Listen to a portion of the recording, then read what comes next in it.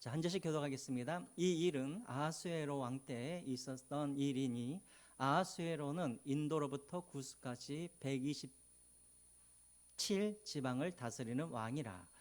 당시에 아하수에로 왕이 수상궁에서 즉위하고 왕위 위에 있는 지 제3년에 그의 모든 지방관과 신하들을 위하여 잔치를 베푸니 바사와 메대의 장수와 각 지방의 귀족과 지방관들이 다 왕 앞에서 있는지라. 왕이 여러 날 곧 180일 동안에 그의 영화로운 나라의 부함과 위엄과 혁혁함을 나타내리라.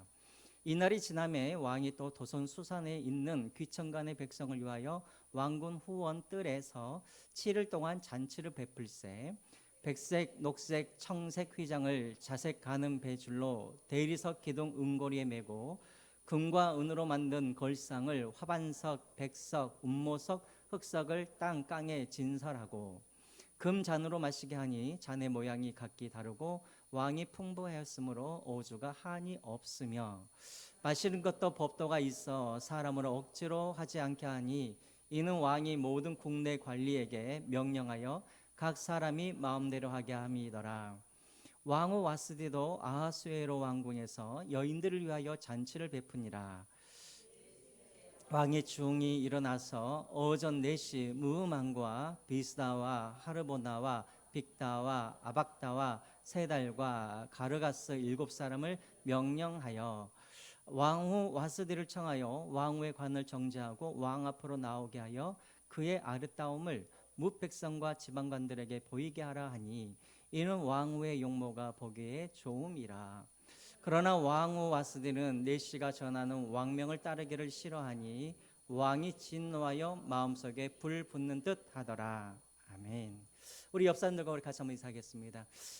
사랑합니다. 축복합니다. 우리 또 은혜 많이 받으세요. 우리 같이 한번 나누겠습니다.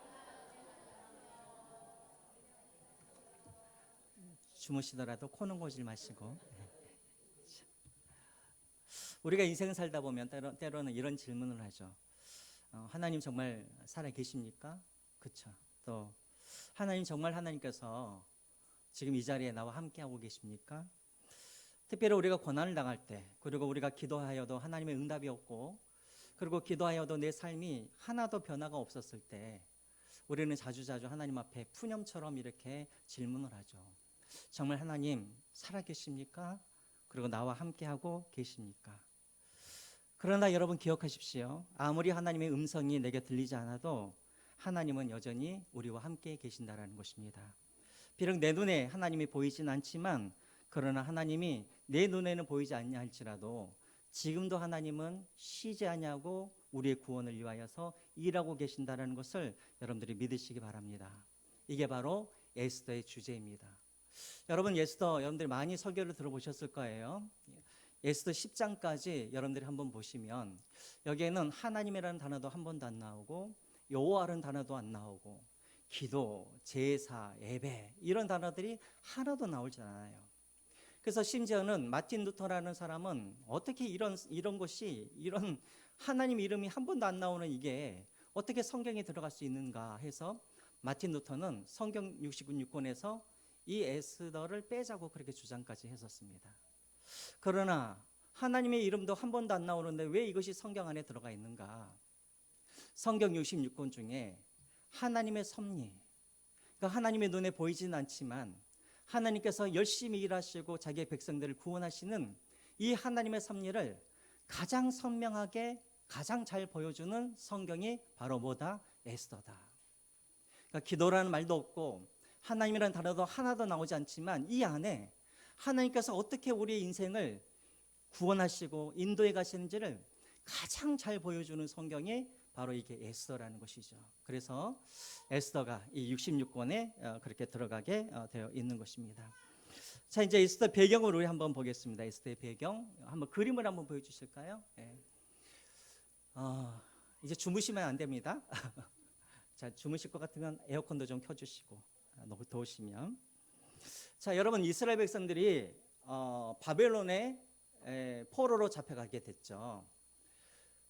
그리고 이제 그 바벨론이 이스라엘을 포로로 잡아왔는데 이 바벨론이 갑자기 누구에게 망하게 되냐면 누구에게 망하게 돼요? 어떤 나라? 메대와 바사라는 왕국.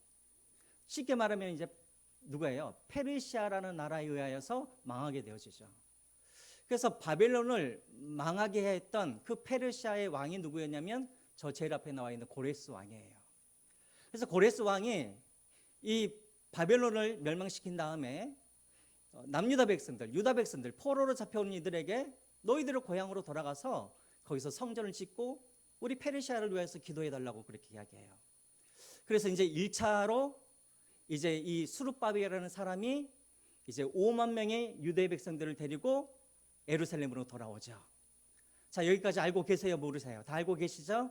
우리가 새벽 아침마다 스가랴를 가지고 말씀 나누잖아요.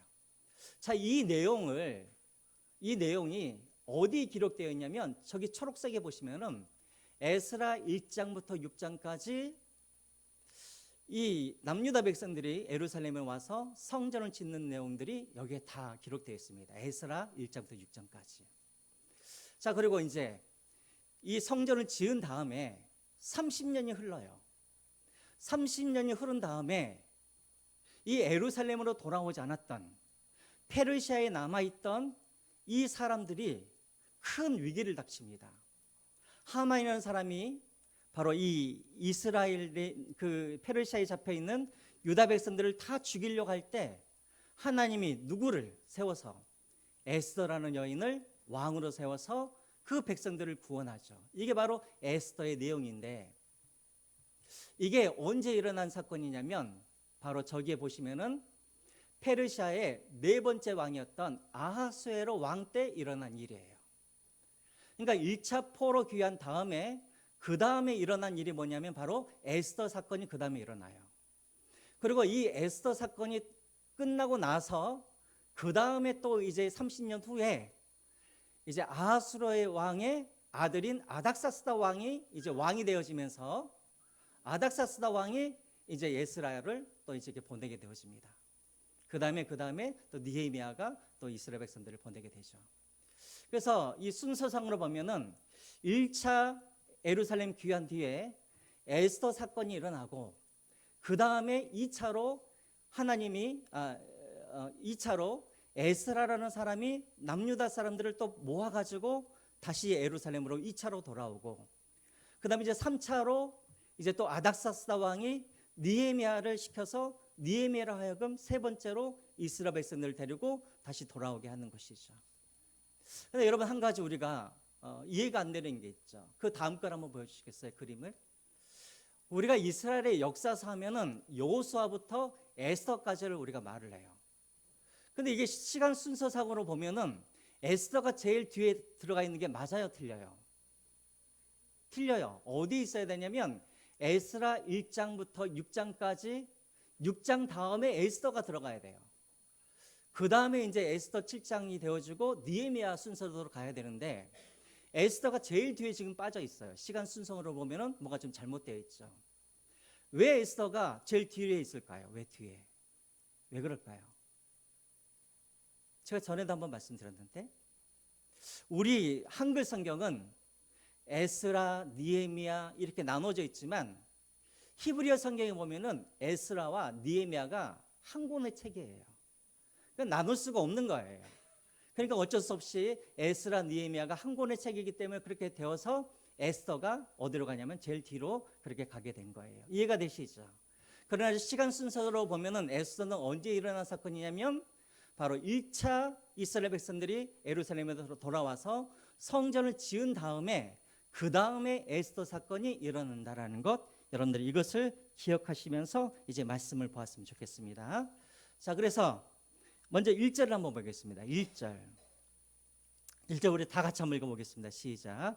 이 일은 아하수에로 왕 때에 있었던 일이니 아하수에로에는 인도로부터 구스까지 127지방을 다스리는 왕이라.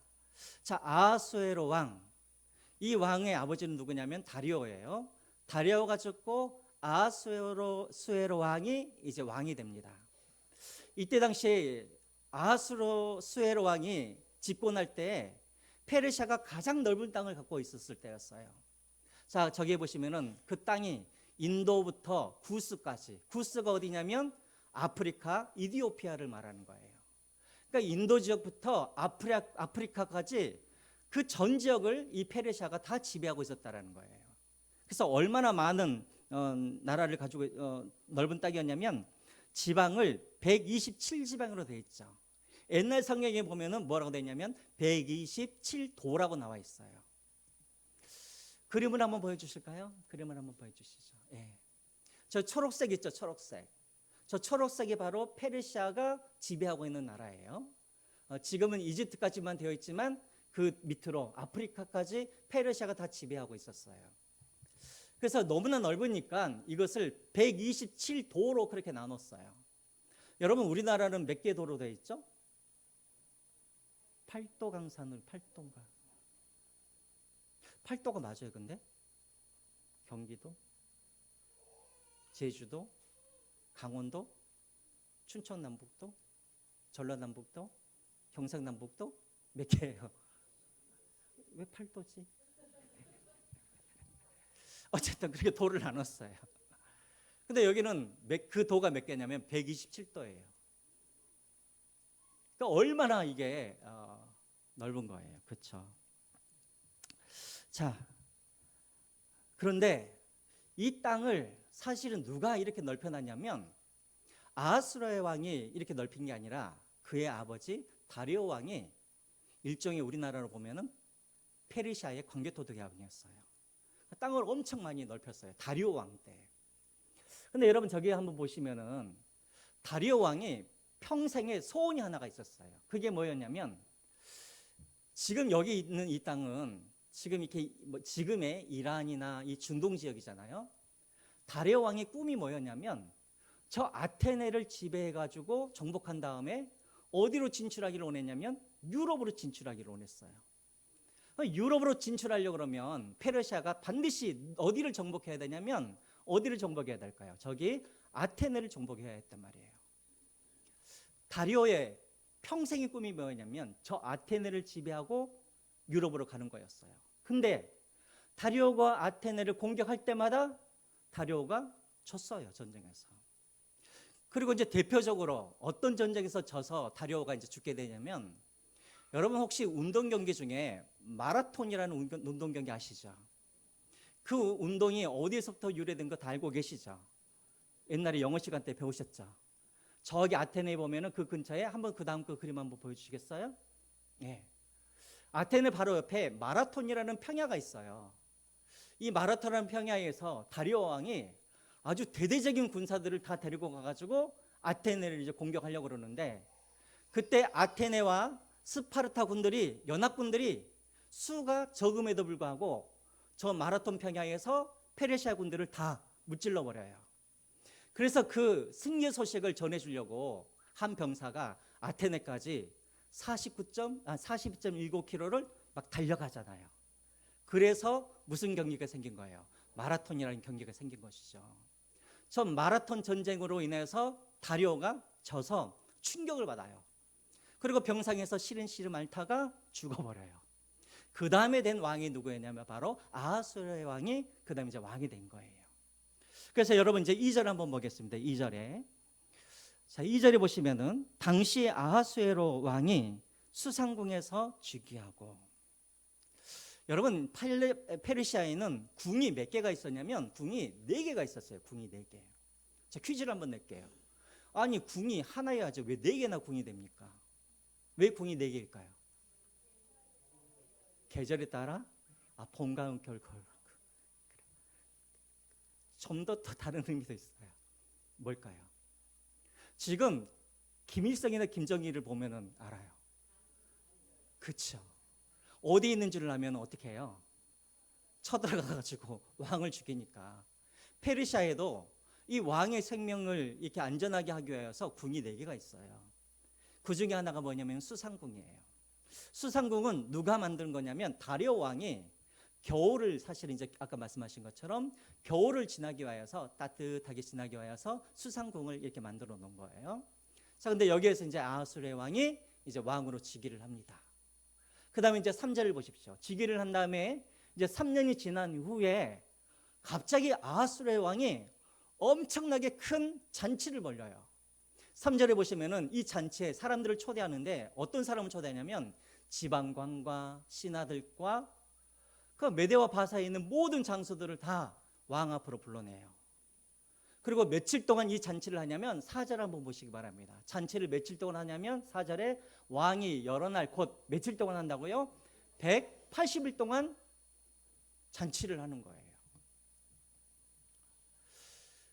여러분 왜 180일 동안 잔치를 했을까요? 이런 잔치가 여러분 들어보셨어요? 안 들어보셨죠? 예. 자, 이 잔치는 어떤 잔치냐면 아까도 말했던 것처럼 몇 개라 그랬죠? 지방이 127개라 그랬죠. 기록 문서에 보면은 한 번 잔치를 할 때마다 최대한으로 수상궁에서 잔치를 할 때마다 모일 수 있는 수가 15,000명이래요. 그리고 잔치가 한 번 열릴 때마다 7일씩 잔치가 열리는 거예요.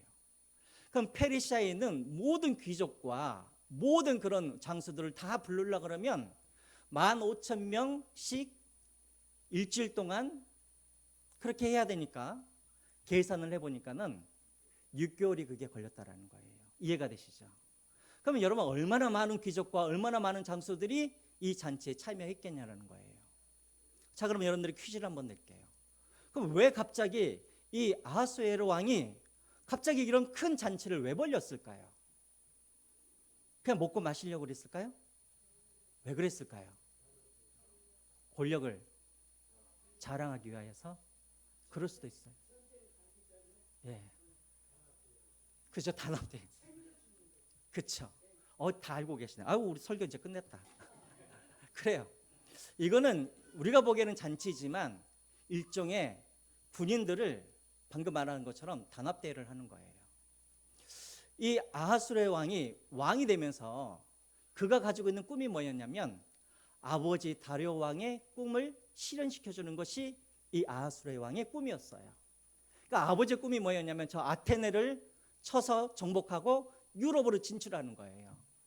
그래서 이제 이 왕이 대대적인 그런 군사를 준비를 하는데, 전쟁 준비를 하는데, 이 전쟁을 준비하기 위해서 먼저 뭘 하냐면 먼저 이 군인들을 불러가지고 장수들을 불러가지고 그들을 격려하고 그들과 단합대회를 하는 거예요. 오늘처럼 그냥 말만 한다고 그들이 그냥 이게 따라오는 것이 아니라 그들을 잔치를 베풀어 주면서 그들을 한마디로 해유를 하는 거예요. 그들의 마음을 사는 거예요. 그래서 6개월 동안 이렇게 대대적인 그런 잔치를 이렇게 한 것이죠. 그래서 이제 이 잔치가 끝난 다음에 이제 아하수르의 왕이 대대적인 그런 전쟁을 하게 됩니다. 그게 우리가 잘 알고 있는 해전이 하나가 있어요. 살라미스 해전이라는 해전이 있어요. 살라미스. 여기에서 페르시아가 이겼을까요? 졌을까요? 결국은 또 졌어요. 어쨌든 이 전쟁을 준비하기 위해서 180일 동안 이제 잔치를 벌리면서 이제 준비를 하게 된 것이죠. 자, 그런데 여기에서 아까도 말씀드렸던 것처럼 4절 한번 다시 한번 보시면 이 잔치를 벌린 일 중에 하나가 무엇이었냐면 이 군인들에게, 귀족들에게 이 왕이 얼마나 큰 그런 권세와 부가 있는지를 보여주는 거예요. 이걸 보여줘야 그 군인들도 이 왕을 믿고 따라갈 거 아니에요. 그래서 4절 제일 뒤에 보면은 이 잔치를 통하여서 나라의 부함과 위엄과 혁혁함을 나타내리라. 혁혁함이라는 게 뭐냐면은 강함을 나타냈단 말이에요. 그러니까 불러놓고 술 주면서 우리나라가 얼마나 강한지를 보여주면서 이제 전쟁에 나가자고 이들이 이제 격려를 하고 있는 것이죠. 자, 그리고 이제 6개월 동안 전쟁이 다 끝난 다음에 또 잔치를 또 해요. 5절을 한번 보실까요? 5절. 5절에 보내시면 또 이 잔치가 다 끝난 다음에 또 왕이 도성 수산에 있는 귀천간의 백성을 위하여서 왕궁 후원뜰에서 또 7일 동안 또 잔치를 베풀었다. 그러니까 이 잔치는 무슨 잔치냐면 6개월 동안 수상궁 주변에 있는 사람들이 이 잔치 준비를 위해서 고생을 많이 했을 거 아니에요. 그러니까 이제 그 잔치가 다 끝난 다음에 이제 그것을 위해서 수고했던 사람들을 또 불러놓고 7일 동안 이제 그들을 또 화려하게 또 그들에게 오주를 주면서 마음껏 마실 만큼 그들에게 오주를 주면서 그렇게 또 잔치를 하게 되어집니다. 그래서 또 7일간의 그렇게 잔치가 또 벌어지고 있는 것이죠.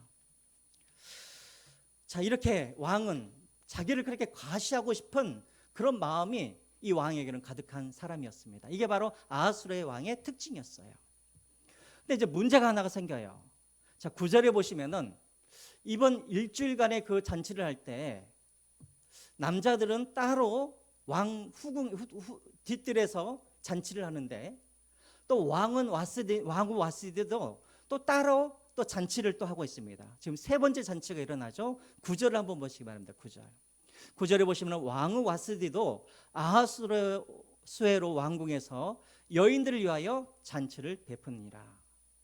그러니까 왕 아하수에로 왕도 지금 궁전에서 따로 잔치를 베풀고 있고, 또 왕후 와스디라는 이 왕후도 지금 따로 여인들과 함께 이제 잔치를 벌이고 있는 거예요. 그러니까 이게 옛날의 법도였어요.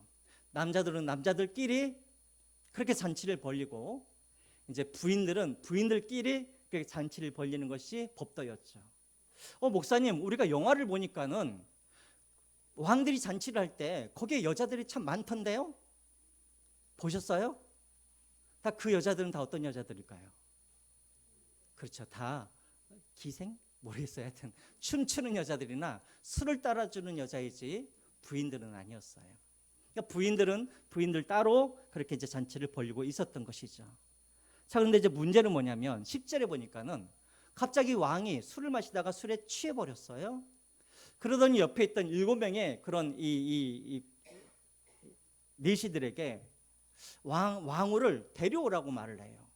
왜냐하면 11절 한번 보시기 바랍니다. 11절에 이 왕이 과시하기를 좋아한다고 그랬잖아요. 자, 사람들에게 자기의 부함과 강함을 다 이렇게 과시를 했는데 한 가지 과시하지 않은 게 있었어요. 그게 뭐였냐면 자기 부인을 자랑하고 싶었어요.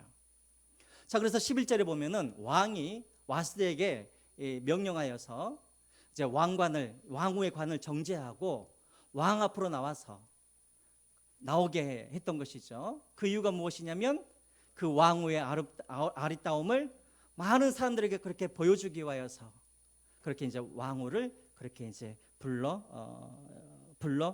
부르게 이제 했던 것이죠.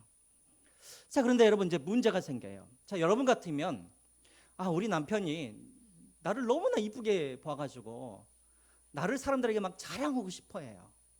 그러니까 여러분 같으면은 남편의 말을 따라주겠어요? 안 따라주겠어요?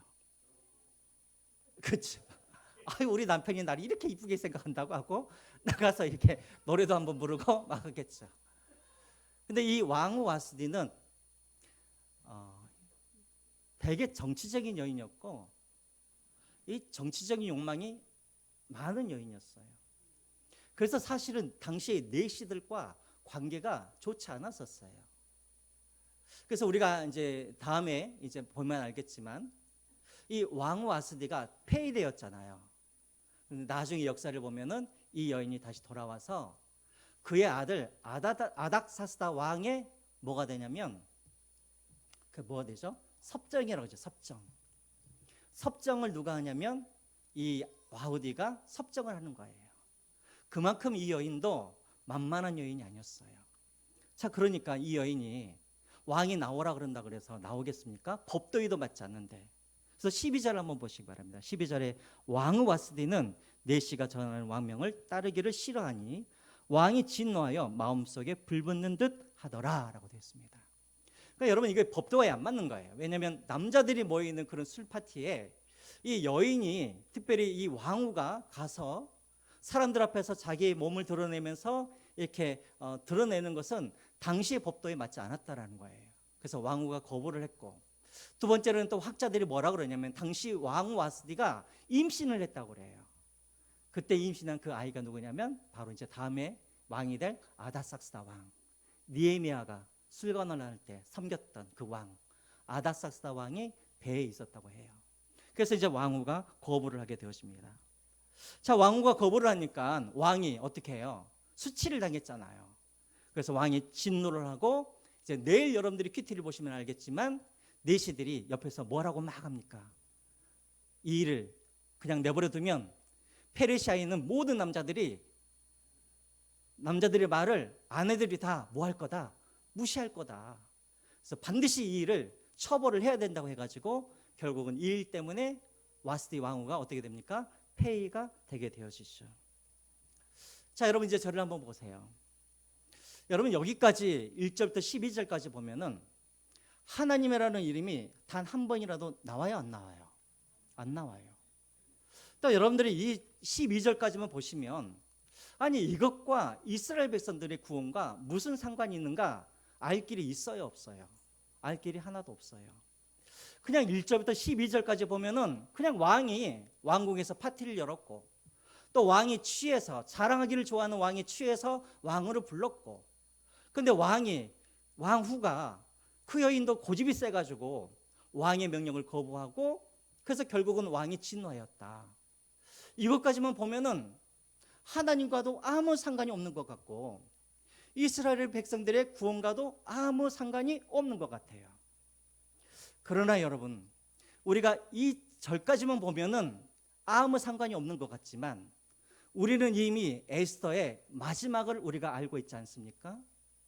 이 일은 아무 상관이 없는 것이 아니라 마지막에 보면은 이 에스더가 마지막에는 어떻게 끝나냐면 하만이라는 사람에 의해서 이스라엘 백성들이 멸절하게 되어질 때 에스더라는 여인이 등장하여서 그것을 구원해 주죠. 그 구원의 시작이 언제부터 시작되어지냐면 오늘 우리가 보고 있는 이 본문에서부터 시작이 된다는 거예요. 여러분 한번 생각을 해보세요. 만약에 왕이 드러내고 자랑하기를 싫어하는 그런 왕이었다고 한다면 또 만약에 오늘 본문에 본 것처럼 왕이 취하지 아니하였다면 또 왕이 왕후를 부르지 아니하였다면 또 이 왕후가 이 왕의 명령을 받아서 그냥 순종하여서 왕의 말대로 그가 왕 앞으로 나아갔다고 한다면 어떻게 되었을까요? 왕후가 왕의 명령을 거절하여서 결국은 그가 폐위되었기 때문에 그 폐위된 자리에 누가 왕으로 올라가게 되냐면 누가 왕으로 올라가게 돼요? 에스더가 왕으로 올라가게 되죠. 에스더가 왕으로 올라갔기 때문에 마지막으로 보면은 죽을 수밖에 없었던 이스라엘 백성들을 하나님이 누구를 통하여서 에스더를 통하여서 그들을 구원하게 되었다라는 것이죠. 그러니까 우리가 1절부터 12절까지 보면은 그냥 하나님과 아무 상관이 없고 이스라엘 백성들의 구원과 아무 상관이 없지만 이 일이 없었다고 한다면 에스더가 왕후가 될 수도 없었을 것이고 에스더가 왕후가 되지 않았다면 하만이 이스라엘 백성들을 위해서 죽이고자 했던 그 계획들이 성공할 수도 있었다라는 거예요. 이해가 되세요? 이해가 되시나요? 네. 오늘 이것을 통해서 우리에게 말씀하고 있는 것이 바로 이거예요. 우리도 인생을 살다 보면 어떤 일들은 이것은 정말 하나님께서 개입하신 일이다라고 생각하는 그런 일들이 있지만 우리가 매일매일 살아가는 그런 대부분의 일상들의 일은 이것이 나의 구원과 무슨 상관이 있는가? 이것이 하나님과 무슨 상관이 있는가? 그런 증거가 나타나는 그런 일들이 우리 삶 속에서 매일매일 일어나지 않는다라는 거예요. 우리의 매일매일 삶을 보면 그냥 다 우연인 것 같아요. 다 하나님과 상관없는 그런 일들이 우리 주변에 매일매일 그렇게 일어난다라는 것입니다. 그러나 그때 당장에는 그 일들이 하나님과 상관이 없는 것 같고 나의 구원과 상관이 없는 것 같지만 이 각각 조각과 같은 그런 일들이 하나하나 모아져서 마지막에 보면은 하나님이 이런 조각과 같은 그런 일들을 하나님의 큰 그림으로 만들어서 결국은 하나님께서 이 일을 통해서 하나님의 선한 일들을 행하셨다라고 우리가 고백할 수밖에 없는 그런 일들이 일어난다라는 거예요. 이해가 되십니까? 여러분 이것을 뭐라고 그러냐면 이것을 바로 하나님의 섭리라고 그래요. 하나님의 섭리라는 것이 무엇이냐면 하나님이 하나님의 선한 뜻을 이루기 위하여서 이 세상의 일들을 하나님께서 경영해 가시는 것, 이것이 바로 하나님의 섭리예요. 여러분 우리가 매일매일 우리 삶 속을 한번 보세요.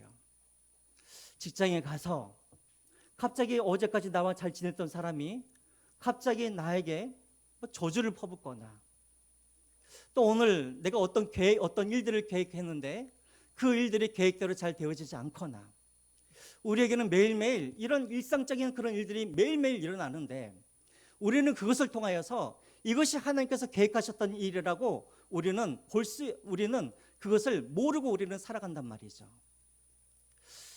여러분들에게 묻습니다. 여러분들은 매일매일 하나님의 음성을 여러분들이 들으시면서 사십니까? 여러분들은 매일매일 하나님의 기적을 여러분들이 체험하면서 사십니까? 아니에요. 대부분의 우리들은 다 그냥 일상을 살아가고 있어요. 그리고 우리는 그 일상의 삶 속에서 하나님께서 이 일을 하셨다라고 그런 증거가 나타나지 아니하는 그런 일들을 매일매일 우리는 만나고 있다라는 거예요.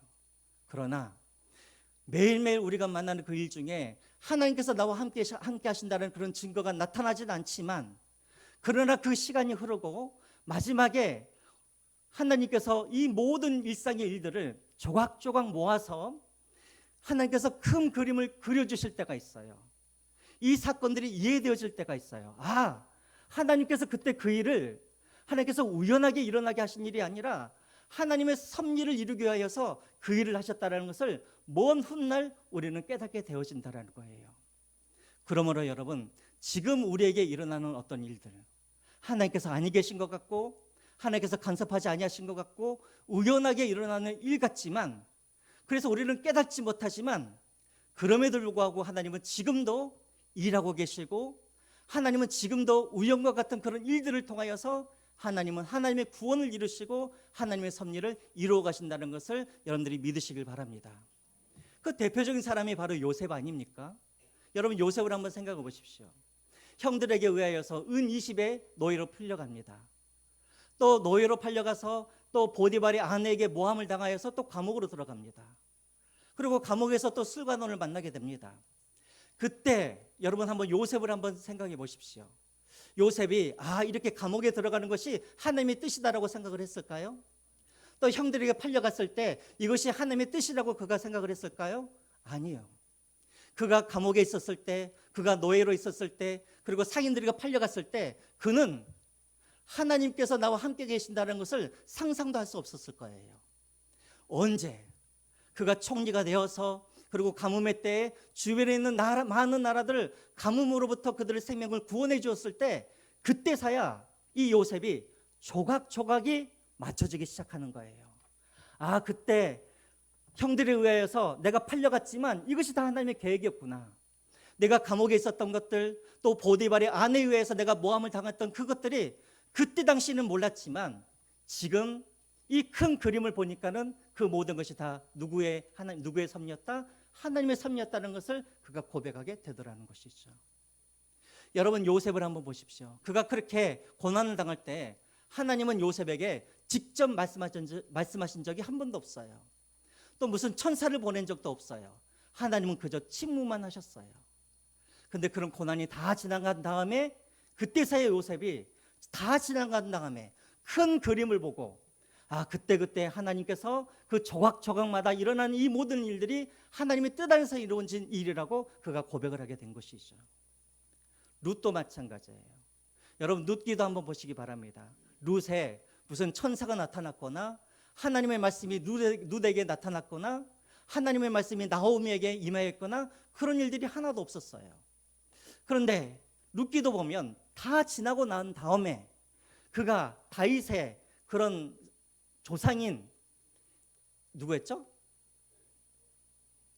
오벳, 그쵸?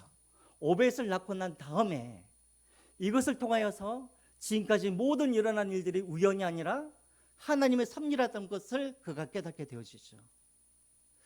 예루살렘에 가뭄이 생겨서 나오미가 모압에 갔던 그 일들, 또 모압에서 나의 아들들이 모압 여인과 결혼했던 그 모든 일들, 그런데 두 아들이 다 죽어서 할 수 없이 이 며느리와 함께 다시 예루살렘에 돌아왔던 그 일들, 그리고 예루살렘에서 이 룻이라는 며느리가 밭에 가는데 우연찮게 어디 밭으로 가게 되어져요? 보디발의 밭에 가서, 보아스, 여러분들이 주무시고 계시는 것 같아서 그런 거예요. 안 주무시고 계셔서 감사해요. 보아스에 그게 갔던 것들, 그때 당시에는 이것이 무슨 의미인지도 모르고 하나님께서 나를 도우셨는가 그것도 모른 채 그냥 일상처럼 그렇게 경험하면서 지나갔단 말이에요. 나중에 되돌아보니까 그 모든 것들이 다 누구의 은혜? 하나님의 은혜요, 하나님의 섭리라는 것을 깨닫게 되었다라는 거예요. 이것을 가장 잘 보여준 게 뭐냐면 이게 바로 에스더의 이야기라는 것입니다. 사랑하는 성도 여러분, 우리도 마찬가지입니다. 여러분들이 매일매일 천사를 만나고 사십니까? 여러분들은 매일매일 기적을 경험하면서 사십니까? 여러분들은 매일매일 어떤 일이 있을 때마다 이것은 하나님께서 일 때문에 하셨다라고 여러분들은 그렇게 해석하시면서 사십니까? 아니요. 대부분 우리가 매일매일 일어나는 일들은 해석이 되지 않는 채 그냥 우연이라는 그런 어떤 이름으로 그냥 매일매일 우리는 그렇게 일이 생기면 그 일을 당하면서 우리는 살아가게 된다라는 거예요. 그럴 때마다 우리가 이런 생각이 들죠. 정말 하나님께서 살아계시는가? 내가 어려운 일을 당할 때마다 정말 하나님께서 나와 함께 계시는가? 일하고 계시는가? 우리는 그런 의문을 품을 때가 있지만 그러나 머지않아 하나님께서 여러분들에게 큰 그림을 보여주실 거라는 거예요. 그러면 지금은 아무 의미가 없는 그런 고난이, 아무 의미가 없는 그런 일들이, 내가 수없이 일어났던 그 일들이 조각조각 맞춰지면서 그것이 하나님의 은혜였습니다라고 우리가 고백하는 그 순간이 반드시 오게 될 거라는 거예요. 그러므로 여러분, 지금 천사의 음성이 들리지 않더라도, 지금 내가 기적이 일어나지 않더라도 지금은 또 하나님은 하나님의 선하신 뜻을 이루기 위하여서 지금도 여러분들이 일상 가운데 하나님은 일하고 계시고 여러분들을 인도하고 계신다는 것을 여러분들이 기억하시기를 주님의 이름으로 부탁드립니다. 우리 전도서 7장 14절 말씀 한번 보겠습니다. 전도서 7장 14절 말씀 우리 같이 한번 읽겠습니다. 시작. 형통한 날에는 기뻐하고 공고한 날에는 되돌아보아라. 이 두 가지를 하나님이 병행하게 하사 사람이 그의 장래일을 능히 헤아려 알지 못하게 하셨느니라. 무슨 말이에요? 하나님은 우리에게 형통한 날만 주시는 것이 아니라 하나님은 우리에게 공고한 날도 주신다라는 거예요. 하나님은 이 두 가지 일을 다 우리에게 주셔서 하나님은 우리가 헤아리지 못하는 그 일들을, 이 두 가지 일을 다 주시면서 하나님은 우리를 인도하신다라는 거예요. 근데 우리는 어떻습니까? 좋은 일이 일어나면 지금 하나님께서 역사하고 계시는구나, 감사하죠. 그러나 나쁜 일이 생기면은 하나님 어디 계십니까? 우리는 낙심하고 절망하죠. 그러나 우리 하나님은 그렇지 않다라는 거예요. 이미 여러분들의 자녀라든가 여러분들의 가정을 위하여서 하나님은 모든 큰 그림을 그리시고 지금 하나님은 좋은 일과 나쁜 일들을 병행하면서 하나님은 우리를 인도해 가고 계신다라는 것입니다. 그러므로 여러분, 좋은 일이 있다고 해서 우리가 교만하거나 자랑할 필요가 없는 거예요. 또 우리에게 나쁜 일이 있다고 해서 여러분 절망할 필요가 없는 거예요. 여러분들의 자녀 중에 누가 어떤 일들을 오랫동안 계획했는데 그 일들이 되지 않아서 이제 우리 자녀의 인생이 망했다, 그럴 필요가 없는 거예요. 하나님은 이미 엄청난 그런 선하신 그런 계획을 갖고 계시면서 하나님은 내 자녀들에게 좋은 일도 생기게 하시고 나쁜 일도 생기게 하시고 이것들을 병행하면서 하나님은 그 그림들을 이루어 가신다는 거예요. 그러므로 여러분, 나쁜 일이 생겼다고 해서 좌절하지 마시기 바랍니다. 여러분들이 지금 어떤 고난 가운데 있으신 분들, 아무리 기도하여도 그 기도가 응답되지 않아서 정말 하나님께서 나와 함께 계시는가 절망하고 있는 분들이 있다고 한다면, 아직은 그것이 해석되지 않는 그 순간에는 낙심하지 마시고 기다리시기 바랍니다. 하나님은 하나님의 선한 계획을 이루기 위하여서 계속해서 하나님은 그 조각조각들을 하나님은 맞춰가고 계신다라는 거예요. 그 한 조각만 보시고 하나님을 판단하지 마시고 마지막에 우리에게 좋은 것, 선한 것을 주실 그 하나님을 바라보시길 바랍니다. 마지막으로 이사야서 45장 7절 말씀도 한번 보겠습니다. 같이 또 읽겠습니다. 시작. 나는 빛도 짓고 어둠도 창조하며 나는 평안도 짓고 환난도 창조하나니 나는 여호와라 이 모든 일들을 행하는 자니라 하였도다. 하나님은 우리에게 빛도 주시지만 어둠도 주세요. 하나님은 우리에게 평안도 주시지만 우리에게 환난도 주세요. 그렇기 때문에 여러분, 환난 당할 때 너무나 낙심할 필요도 없으시고, 또 어떤 좋은 일이 생겼을 때 너무나 여러분들이 막 교만하여서 자랑할 필요도 없고, 하나님은 이 모든 일들을 통하여서 하나님은 하나님의 선하신 일들을 이루어 가신다는 것을 믿으시고, 날마다 상황과 환경을 보지 마시고 하나님을 바라보면서 나아가시기를 주님의 이름으로 부탁드립니다. 이 시간 우리 함께 하나님 앞에 기도하겠습니다.